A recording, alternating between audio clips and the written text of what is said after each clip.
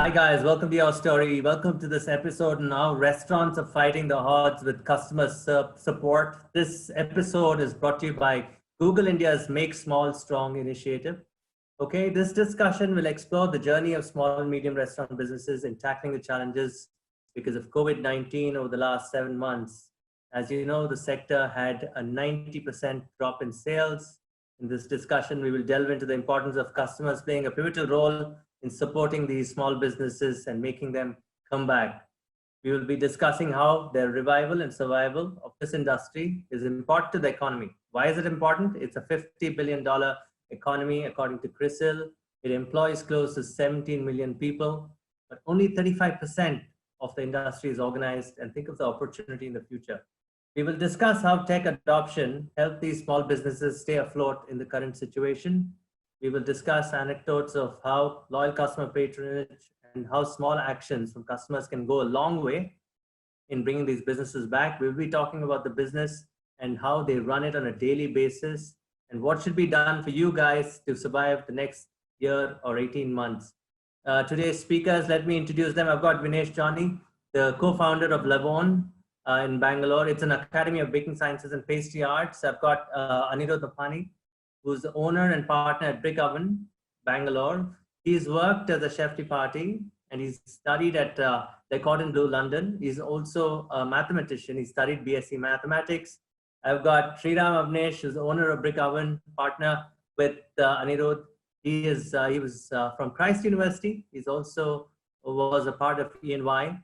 Then I've got Santosh Muruganatham, who's from Chennai, and he's the CEO and founder of Kolopasi.com. And he studied at the Georgia Institute of Technology in the US. Anirudh, I want to start with you as a chef. What is the feeling? Anvesh, you could also take this. What happened with your restaurant in the first 6 months? In the beginning of the entire pandemic, people weren't really sure what was going on, right? And then we were asked to shut down, and then luckily deliveries were allowed. So our revenues were cut short by quite a large percentage. Like we probably were down to 20 or 30% of what we used to do earlier before lockdown. But slowly, I think slowly through the months, people started adjusting to it, and people were also getting comfortable ordering from from restaurants to their homes, because I think people had to at certain point in Bangalore. A lot of people were students as well as people who are professionals who can't really cook at home. So that was really good for us, because after the first month, I think we slowly saw that delivery was picking up for us at a good pace. Being a restaurant that that serves pizza, it's also a very deliverable product. So that was also a great advantage to us. Yeah. So, you guys, so did you work with your staff to manage deliveries at the time? How did that happen? We don't have any delivery infrastructure of our own. So we were dependent on all the aggregators that we functioned with. It was actually a great help, because without them, I don't think we would have any kind of revenue coming in. So actually, after the lockdown, we actually started promoting on social media, right? We were actually incentivizing people on social media to order from us, saying that, we are online on delivery mediums such as Swiggy, on Zomato. We also ask them to order through Dunzo, even though when we're not integrated with them, they can still order from us. After the lockdown was opened up and you were allowed to have dine-ins, people are still a little hesitant to come to restaurants. So, the entire thing that we did about being more active on social media and being more communicative, engaging our audience, really helped, because we can see there's a direct conversion between that and the orders that we get. Okay. Anvesh, do you remember that first month? How hard was it for you? Both of you, obviously, Anirudh's given us this broad picture. For you guys, what was it? Firefighting to handle supplies, to make sure that everything was, met on demand. Like you said, I mean, a lot of people from home, And how were the supplies like for you at that point in time? It came as a shock to us because we never expected things to go this bad. So we had a new outlet that had come up, I think, 3 months before the pandemic hit us. And it was quite a crucial time for us because we expected business to pick up. And all of a sudden, the whole country and the whole situation was a major shutdown for everyone. When it comes to supplies, it was quite tough because our vendors couldn't send in the product to us. So we had to go pick up multiple supplies at the restaurant we needed. So we had to personally send our car to pick up whatever produce that we needed, for example, our flour or our cheese or our dough, whatever stuff that goes into making the product.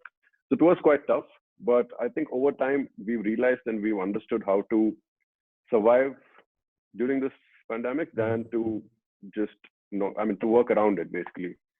Okay. And yeah. Okay. And your product is quite international in nature, in taste, feel, right? And most of the ingredients, some of them must have been imported also. Did supplies get hit there? So all the imported stuff, all our suppliers had it in, I think, ample stock. Luckily, it didn't affect us in a bad way. But there were a few items that were sold out, so we couldn't sell those items because those were not in the supply. So, but it was mostly available with all our vendors. But pick up and drop was a problem because the movement of vehicles was very restricted. So we had to send our own car, which with the pass that we had to get from the government. So luckily, it wasn't too bad, but it was quite challenging where we had to go pick up from different suppliers, multiple suppliers. So the costs go up. So everything was interrelated. Even though the sales were going down, our costs of procuring the material was increasing. Correct. So a lot of issues like that were there during this time. Okay. Santosh, in your case, in Tamil Nadu, you spoke about your 11 restaurants. You said you're setting up, restaurants in Erode. In fact, the Tamil Nadu cases began out of Erode and it just spread like rapid fire all the way to Coimbatore and all that, right? How did you guys manage at that time? How did it hurt your business? I heard Tamil Nadu is also in lockdown on Sundays these days, right? How did it hit your business? For Chennai, our strategy was to stay low. The moment it hit, we said it does not make sense to operate because you would end up spending more on operating the outlet than even getting the revenue. Your operation costs more than the revenue. So Chennai, we had a different mindset. So we kind of kept low in Chennai. We had just one or something, just the namesake. So lucky or unlucky, fortunately or unfortunately, I was stuck in Coimbatore because we just opened our first outlet in Coimbatore on March 8th. And March 24, the lockdown starts and I'm stuck there. I can't even come to Chennai. So Chennai, everything is shut. But luckily, since our model is very unique and very light, right? You can open a restaurant in 7-8 lakhs. Your max operation expense for one restaurant is less than 50,000 rupees. It's unheard in South Indian cuisine. We only spend max up to 50,000 rupees per month to operate a restaurant. That's it. So the model was great, and we were purely delivery, no dine-in. The franchise inquiries started pouring into me, and we had like 4 or 5x than inquiries than previous to COVID. So luckily, since I was in Coimbatore, I was able to build that, and now we have like 4 signed up already, and 5th one will be starting the location in Coimbatore alone. So for us, it's like a plus and minus. Minus that Chennai, our hub, took a major hit, and it's still reeling. It's still not up to even 40-50% of our previous level. But unfortunately or fortunately, Coimbatore has been amazing right now. And all of it, the one we started, second one is starting tomorrow in Nopany, and 4th one is starting in 18th, and the third one is 1 week before that. So it's like a. So when you say your OPEX costs are low, you're low on employees, and obviously rentals are very, Yeah, so we are the only South Indian. We are the only South Indian restaurant where you can run without a chef or a master. So we are the only one of its kind. So it's a very unique model which was built over 7.5 years. And right now, so all the work we've done, we did all these years back. Now it's coming to roost. That's interesting. Moving on to Vinesh. Vinesh, in your case, you're more of an academy, you're more of an education company, right? And maybe supplying also to restaurants, right? And you're supplying talent also. How did you guys handle it at that point in time? What had happened to you? Were you running a physical academy? First of all, I want to say hi to everybody here. So thank you for having me. So, when I was actually in Finland on March 15th, and then I got a call from the people because my next trip was going to be in Croatia. And then they said, what, cancel, we have to come back. By then, the academy had already closed, even though the official lockdown was not announced. Lavonne is not just an academy. We also have a pastry shop. It's been around for 8 years. And we have a very loyal customer base and the new customers who want to come and try out new desserts. But because we are primarily the school, we had to close down the school even before the official lockdown was announced, and all the students went back home. We said, what, it's getting very unsafe in India. Let's all go back. And at one point when the lockdown was actually announced, I was quite excited because it now gives you a guilt-free break from the madness that was happening over the past 8 years. You're constantly hustling, working so hard, and when you take a break at that point in time, you kind of like feel a little bit bad. But now when somebody else says it's lockdown, it's like, I said, okay, fine. You know what? Let me just take this time to rethink what we need to do. First 2-3 weeks were good. The first lockdown was me trying to call people that we didn't call. I think everybody did pretty much that, trying to cook at home. So all of that was going on, experimenting with the wife, so many amazing things. And then now when you look at it, we are 6 months into this and we still haven't seen a proper light at the end of the tunnel. It kind of gets you a little bit worried. And now over the past few months, we are trying to figure out what is the best possible way that we can come out stronger for it when the pandemic is over.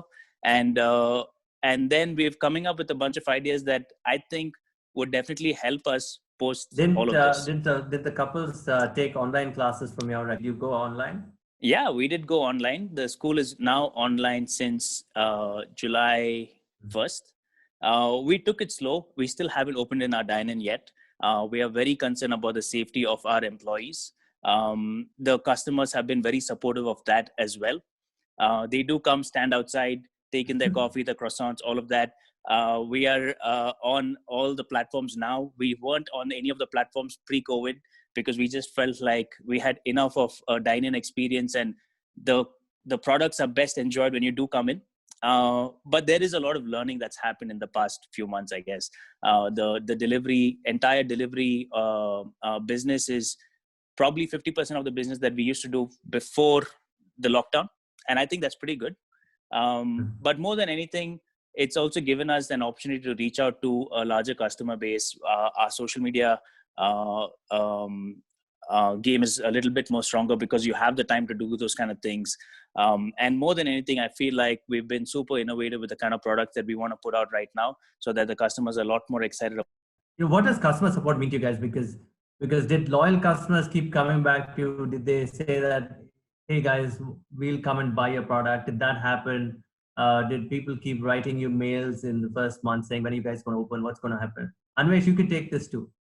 We actually, on Instagram, we actually got a lot of questions from people who do follow us who are about whether we are delivering, how they can order, what is the best way to receive their food, etc. So we actually, over the last 4 years, 4.5 years that we've been active, we've created quite a good and loyal customer base at Brik Oven, which actually transitioned into people ordering at home.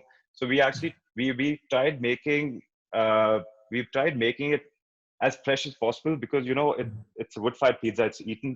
It's best eaten fresh, right? It's best eaten 15 minutes outside the oven. So in that way, we actually started explaining to them how they can actually reheat the pizzas at home, because obviously during the entire course of these months, there was a lot of hassles that we dealt with pizzas going cold or pizzas going little. It's a very common problem in India, I think, is that the pizzas are put in their bags vertically. Yes. So people are getting their pizzas smushed to one corner of the box, right? So there's a lot of stuff that we faced with there. So we tried to make life easier for the customers by improvising from maybe a 15% revenue through our aggregators, through delivery.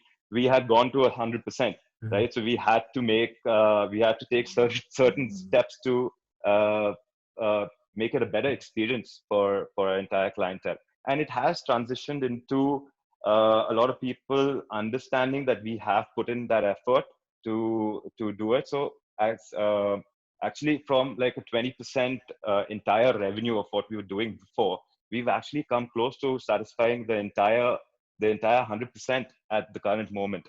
It's not fully there, but then we're very close to it. So that was so whatever we did do during the entire course, it actually seems to have helped. And it might not even be, there are a lot of people who still not ordering from outside. Yeah. So this means to us that, you know, we've actually reached out to a bigger audience. So which I'm hoping, which I'm pretty sure transitions to increasing our overall revenue when things do open up. Your restaurant's open, Anvesh, at this point of time. You're not open yet. And, you know, because I was used to those long, right? I would do anything to get into that restaurant, right? In Brik Oven, right? I mean, so what's happening now? The first thing is, like Anirudh said, a lot of new customers came in because people who hadn't tried the product got to try it. They'll become your loyal customers. You know, training was important there to tell the aggregator boys that, you know, this is how you carry the pizza, not vertically, right? Correct. Right? So we actually had a team of people in all the outlet stations so that they inform the Swiggy delivery executive how to carry the pizza. So again, that came as an added cost, but it was working for us. So the number of orders increased like a lot. So the number of complaints also increased a lot. And people would send us images on Instagram saying the pizza is gone, smash pizza is gone. Like, because people are waiting, and people are actually messaging us and saying, okay, hope you guys are doing good, but we're going to order. And they used to always ask us saying, what kind of safety protocols are you guys following? And people, I think customers were very, very supportive. And since I think, as Vinesh told, we had a lot of time in our hands. So we started focusing on a lot of social media aspects, and we started posting regularly. Before that, it was just maybe weekly 2 posts or 3 posts, but we started trying to post every day. And we started to inform our customers what kind of precautions we're taking, what kind of items are we introducing into the menu. So we had a lot more time to think and plan. So I think that way it was a lot of, that is something that we took positively out of the pandemic. But I think it's been going on forever right now. Was your social media posts always, were you always listening to social media posts, or was this more so because of the COVID, you had to listen to what customers are saying there so that you serve them better? We were listening to social media posts, but I think now we started listening a lot more to our customers. What kind of requirements do they have? What kind of problems are they facing? So that is when stuff like keeping dedicated people in outlets to make sure the pizza is taken properly. So customers started to communicate a lot more. I think over the last 6 months, especially, our customer base has been very interactive on Instagram, Facebook. So they send us messages about whatever. If it's positive, they send us a positive feedback. If it is negative, they actually tell us what went wrong. So this constantly helped us working and making our systems better and making an experience for the customer better. And we also understood what kind of items are they looking at. Santosh, in your case, you said, you know, for you, customer support would be, you know, stop eating with your moms, come outside and eat in our restaurants or take away from our restaurants, right? How did you guys fight that during COVID? Jokes apart, what was going on? Did customers come back to you? You were stuck in Coimbatore, you said. How did you handle those customers in Chennai?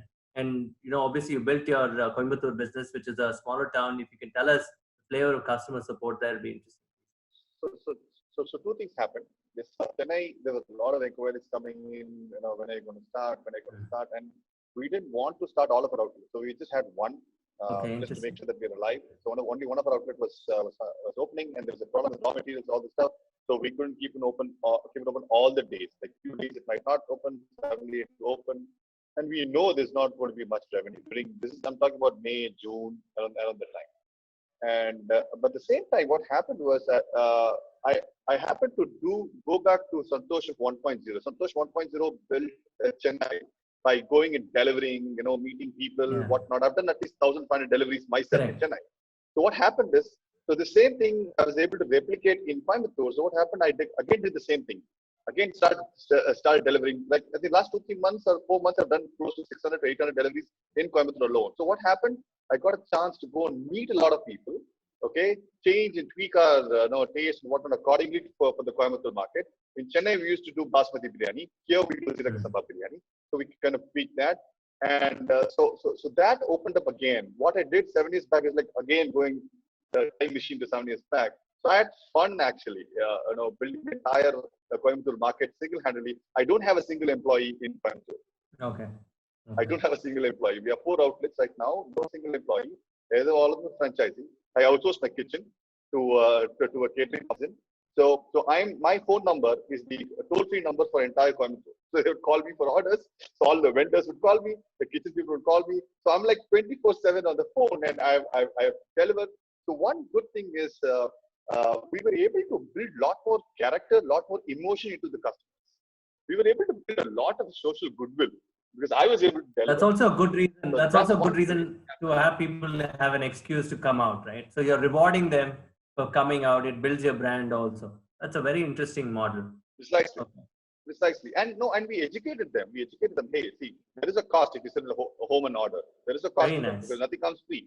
Right? When you come in, we will give 20 to 30% discount at the outlet. Okay. Interesting. At the outlet. So our numbers went through the roof. Like in the month of March, we were like 20-25% for takeaways. Now 65% of our revenue comes in takeaways, which is amazing. Vinesh, your customers, 2 types. You have students, you have customers who come to your bakery. What did they tell you, and what are your students telling you now?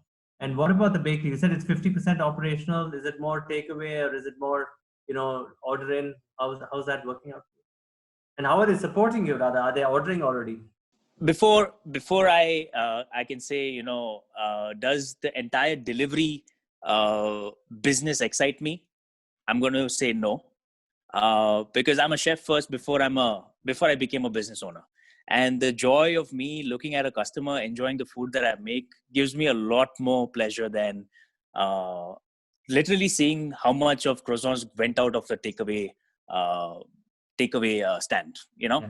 Talking about the restaurant business and talking about the F&B part of Lavonne, we've had a lot of our customers who post photos of where they were in Lavonne, saying that they miss the Sunday brunch. They miss coming out there and having a coffee and having conversations.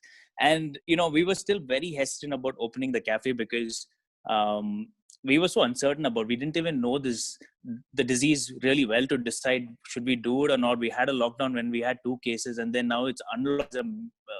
Cases are off the roof. But at least now there is a little bit better understanding on what exactly is the virus, how it gets spread, what are the precaution measures we have to take to make sure that even if you're around somebody who might have the virus, how can you not contract it yourself? So safety is something that we've absolutely focused on, not just for our staff, but also just anybody who wants to even get a product from the bakery. At this time when everything looks a little downhill, the staff looked very upset because everybody's so passionate about their craft. They come in to bake. They could be doing anything else, but when they want to come and cook food, it comes from a very pure place. So they did want to come back into the kitchen, say, "Chef, we need to get back. Let's get into action. Let's do something. Let's come up with products that probably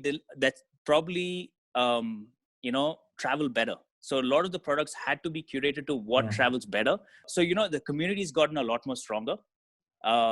I'm trying to take as much positive I can from this experience more than trying to be focused on the negatives, because if you look at the negatives, it's not going to motivate you at all. It's always been there. We've always faced challenges, and then the only way you can overcome all of this is if you can just keep your head up high, keep doing new things, be innovative right now, because you have the time to be innovative. Think of ideas that are not been done before, and come out stronger actually. And I'm looking forward for the cafe to be buzzing very soon. And listen, my last question to all of you. Okay, Anirudh, we could probably talk about the role of technology in the kitchen, in the restaurant. Anvesh, you could probably say role of technology in changing operations, customer service. Yeah, Santosh, you could take the same. Vinesh, you've already put in some technology that I'm fascinated to see where it sprays stuff on you and all that. I would love to definitely come and check that out on your bakery. But go on, Anirudh, please. So I think technology-wise, most of our systems we worked on getting it online, whether it be, since we have 3 restaurants right now, and we have 1 restaurant which is attached to a central kitchen. Everything is basically produced at the central kitchen, like your dough, the cheese, the sauce, like everything, right? All the ingredients that go on top of it. Yes. Earlier, this was working in a more manual way, where people used to order through I don't know, WhatsApp, through email, through stuff like that. But then we actually worked on, and we started working on this about one and a half years back. But then to get everything up to date and on the system, on our PS system, it was quite a task, which we were doing. We were handling, me and Anvesh were handling this ourselves, right? So and then it comes to training the staff to actually using these systems. So during the period of the lockdown, because we had a lesser load of orders, you can say, we actually could do a little trial and error, and we got these systems online, which is great for us, because we now know exactly with the click of a switch, right? With the click of a button, we can find out what is the consumption, what are the costs involved in terms of produce, in terms of the orders, the purchases for each outlet. And we can also, this is also converting directly into our accounts, which shows us everything real time, right? So as a founder, as a business owner, this is very important if you want to keep a track of your business, right? Because a lot of people find it tough to make calls with the correct information. Now that has helped us actually understand that, what is the future projections. We can understand what kind of money we can actually reinvest into the business, because we are looking to open more restaurants, because we have the capacity right now. And in other terms, like when you look at social media, when you look at Facebook ads, for instance, we started just trying it out, because me and Ram are a little bit of a shutterbug ourselves. We click our own pictures, we do our own videos. So we were you have so much of time, right? Because it was like a holiday, right? The lockdown. And we eventually went back to doing whatever we liked best, because we loved being in the kitchen, right? So we were in the kitchen, making the cheese, making the breads, and we were taking pictures of it, shooting videos, trying to learn how to stitch them together, add music to it. And we were like, why not? This looks like an advertisement. Why not launch it as an ad on social media? Which I don't have any way of actually converting it directly, because the sales come through Swiggy, which we don't really see what kind of correct. data. You don't have the customer analytics. Absolutely. You don't have it. It actually would help a lot if we can get stuff like that. But then we have to work with what we have. Which is great. You win. And so it's making you come out stronger. You're using technology. You're using marketing techniques that probably have a single view of the customer. You'll probably be able to say, what's Vishal coming here for regularly? What type of pizza is having? Yeah, that's so interesting. Anvesh, so when that happens, how powerful does it make a small business like yours? Technology was, I think, super, super helpful during this time. Before, I think, pre-COVID, we used to have our meetings, like we have 3 outlets. So 3 different outlets, the managers had to come into one outlet, and we had to meet, we had to discuss. And I think surprisingly enough, we learned there's something called Google Meets, and there's something called Zoom. And I think me and Anirudh started utilizing this a lot more.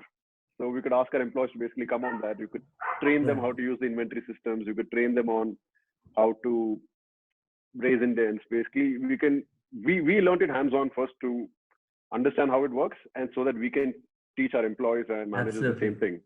So we always believed the same thing, I think, from day one, where we believed that we need to know the product and the system better than anyone else to explain it to our employees, so that they understand it better.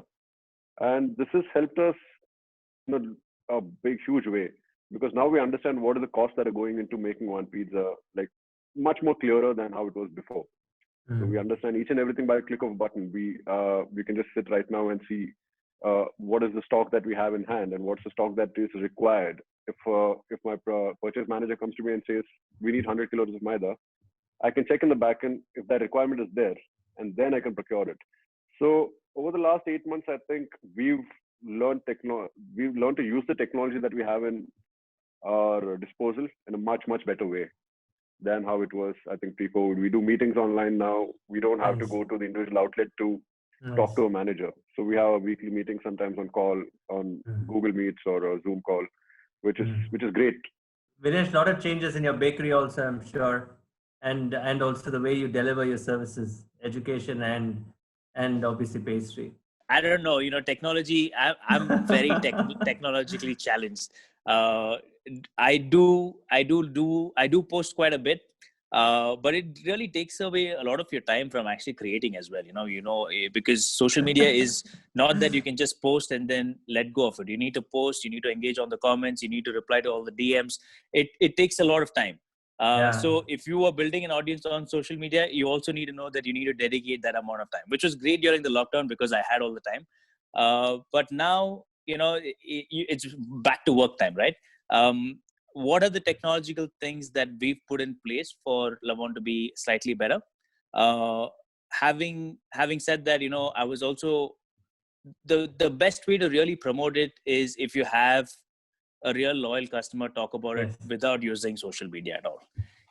Posting a story is great. It has its own reach, but because it's become so sort of you would see a post of food every other story that you go onto, and then you're not really engaging with that post as much as you should. But if I told you, man, I had the pizza at Brik Oven and the fresh mozzarella one was insane, I can be certain that you'd order this before the weekend. And that would be, that's probably something that we're encouraging quite a bit. We want people to talk about the food that comes with us giving out quality product. You can do all the social media gimmicks as much as you want. And there's a certain sort of order that you would get, but I don't really know if that's going to be a repeat customer or a loyal customer, right? So finding that balance is something that's crucial for all entrepreneurs, especially in the F&B space. I know the cloud kitchen business is exciting. I don't know. Maybe we'd come up with a few, but it has to be curated to product that would be good, even if it has to travel. One thing I got from this conversation is technology, not for the sake of technology, but to actually listen to your customer and end of the day. That's fantastic. Santosh, in your case, you're expanding also, and do you use any technology at all, or it's all built in-house? No, we're using technology, and one good thing is, before I get into the technology part, right, let me summarize a little bit about the restaurant industry. Right? Yes, please. Most of our restaurateurs, we do 3-4 businesses. That means procurement is a separate business. Correct. Production is a separate business. Sales marketing is a separate business. Logistics is a separate business. So people think restaurant is one business. No, it's 4 or 5 businesses together, stitched together is called restaurant business. I always thought that, okay, I am like Elon Musk. I don't need marketing for my product. People will come all over the world. They'll come and eat my biryani and go. Like, eat not my ours. I'm co-founder too, so I should not say my ours, right? I thought, okay, good product will speak for itself. Yes, that's for Elon Musk, not for anybody else, right? So what I was saying that in the last 3 months, we figured out a way on how to control our sales. Like, so that we can today we have a methodology where we can control the sales. That I can spend this much on marketing, and I know what is my ROI because we did a lot of pilots. The reason I had to do that is so that since we are in a franchising model, we have to build an entire ecosystem for the franchise. We just can't just give the product and leave him to do marketing on his own. Because for him to figure out the marketing conundrum, it's going to take 7 years what it took us to do, right? So we had to fix all that. So all these years we fixed the production, we fixed the model, but we were clueless about marketing because we were just purely believing on word of mouth. Yes, word of mouth is fantastic. I'm not trying to say it is not right or wrong. I'm not talking about that. But tomorrow, do we know exactly how many customers are going to come in? But even in this pandemic, right? We saw a pattern that people were willing to spend. It's not that people did not, because the biggest hit was happening to the lower middle class and with the lower class to middle class. The upper middle class and upper class, they did not have a big hit, but they had money to spend. They did not have theaters to go. They didn't have beaches to go. They couldn't travel, but they had money. So we had to just target them to sell our bucket biryani. So we figured out a way how to profile them. So we have a huge marketing team who has worked with like 100. I mean, they worked with the company who worked with 120 franchises. So they know the art. So I pursued them. I said, I begged them, please take me. And then we did a lot of pilots during this time. So now that's the reason now we're able to expand. All these years we had to wait because I didn't figure out the answer. So how can I go and give a franchise when I do not know what to do with them? So now we are like almost there. Now we know this is how we need to spend to get this much of revenue. So we can backtrack and produce accordingly. So now the entire puzzle is getting, filled in. Okay, gentlemen, so thank you very much. But before I say goodbye, customers watching this, you have a full course meal here. got your pizza, you want a smoky marzano, order from Brik Oven. You can get your mousse cakes from Lavonne, and you've got your chicken sukka or chicken special ghee rice with kolapasi, right? So go out there, drive down, bike it with your wife, take away or take a parcel or whatever, and then enjoy it. You don't have to worry about Corona. They're all completely sanitized, hygiene and all that. Go support small businesses, because without small businesses, we're not going to get anything much. We lose our identity. They're the ones that build our roots. They build our community. Go support them, guys. And thank you, Santosh, Vinesh, Anirudh, Anvesh, so much. Thank you so much for coming on the show. Thank you.